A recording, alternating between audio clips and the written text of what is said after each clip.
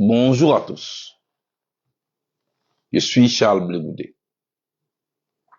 et je suis là pour interpeller pour une deuxième fois M. Bourgi, puisque dans le débat politique ivoirien, il joue le moralisateur, il aime l'Afrique, il aime la Côte d'Ivoire, au point même qu'il a le culot d'interpeller les personnalités ivoiriennes sur certains sujets. On m'aurait dit, il n'est pas parlé de toi. Je voulais vous rappeler encore, si besoin n'était, que chaque fois ce monsieur parlera d'une affaire concernant Simon Gbagbo, moi, il me trouvera sur son chemin. Deuxièmement, chaque fois tu parleras d'un sujet en rapport avec ce qui m'a conduit en prison, ce qui m'a conduit à une traversée de désert avec le président Gbagbo, je prendrai, moi, ma langue pour lui répondre. Parce que j'estime qu'il n'a pas de limite. Il ne se gêne même pas. Pourquoi je le dis? Dans une situation normale, la place de M. Bourgi n'est ailleurs que dans une cellule de prison. Pourquoi? Voici un monsieur qui lui-même, sur les plateaux de télévision, dit qu'il a transporté des mallettes d'argent de plusieurs capitales africaines pour les remettre à des autorités françaises. On peut s'arrêter là.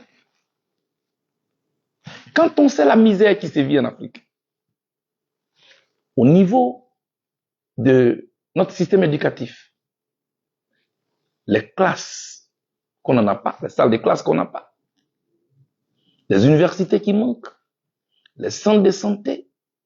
Je veux même parler du plus bas niveau au niveau des centres de santé, les établissements sanitaires de premier contact, donc les centres ruraux, on n'en a même pas assez. Donc nous avons besoin d'argent pour nos populations. Et pendant ce temps, lui, il vient mettre la pression sur nos chefs d'État pour lui donner des mallettes d'argent pour aller les remettre à des autorités françaises. Mais qu'ils nous décrivent dans quelles conditions il a fait ce sale boulot. Parce qu'il n'y a pas d'autre mot. Pendant que nos enfants, que je n'excuse pas, mais qui pour leur pitance même, souvent ne sachant à quel sens se vouer, on vous a racheté un billet de 1000 francs, à l'aide même d'un couteau, on l'appelle les pickpockets. Moi, j'ai fait la prison, la Maca, au moins 11 fois. Ils traînent là-bas. Souvent, pendant des années, leurs dossiers ne sont même pas touchés. Mais lui, il prend des milliards de francs CFA dans des mallettes, dans le sang de l'Afrique, dans l'humiliation de nos chefs d'État. Il les transporte. Et voilà monsieur qui vient s'asseoir gaillardement sur des plateaux de télévision pour interpeller les personnalités ivoiriennes.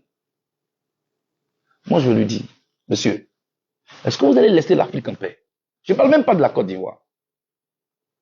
Laissez-nous en paix parce que vous êtes l'un des fossoyeurs de notre économie. Un corrupteur comme vous.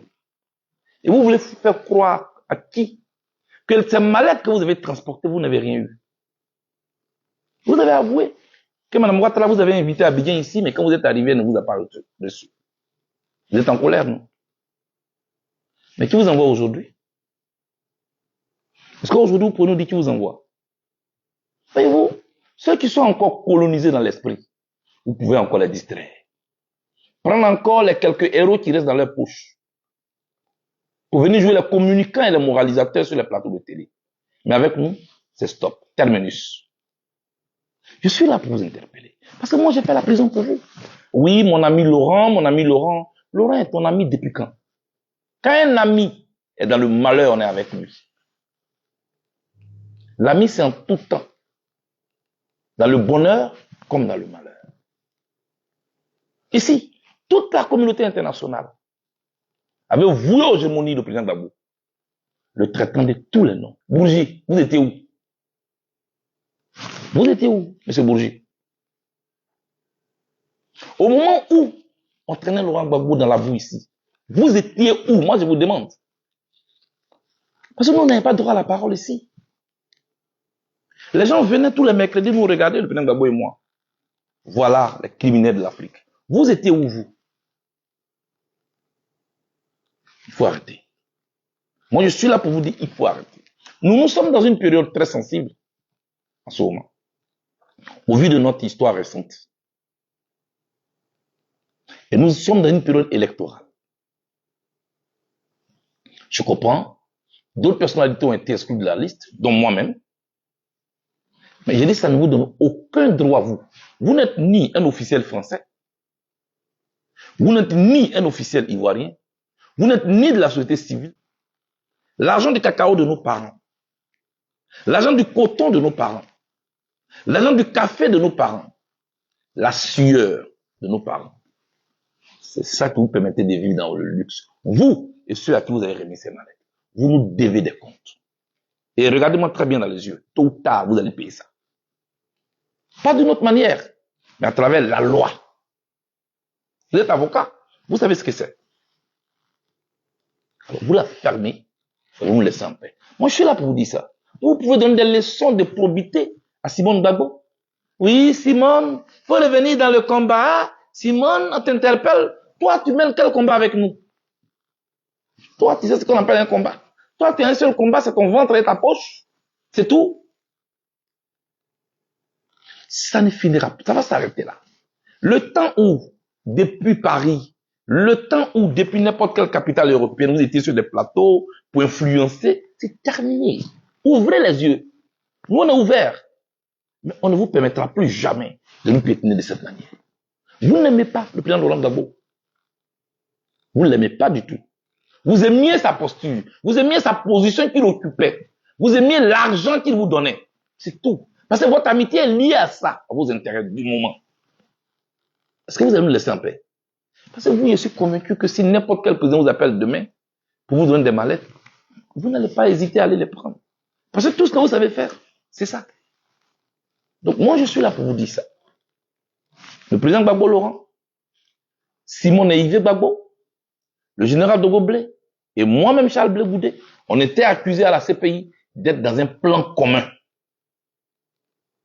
C'est ce qui nous a conduit, nous, président Gbagbo et moi, à la Cour pénale internationale, de Gaulle en prison ici pendant plus de 15 ans, Simone Gbagbo en prison ici, après elle a été amnistiée. D'où nous sortons, c'est que nous avons vécu. Moi, je vous interpelle pour respecter notre douleur et respecter la vie des Ivoiriens qui sont en train de se reconstruire, se reconstruire, se reconstruire. Alors arrêtez. C'est ce que je voulais vous dire. Et je m'arrête là. Merci.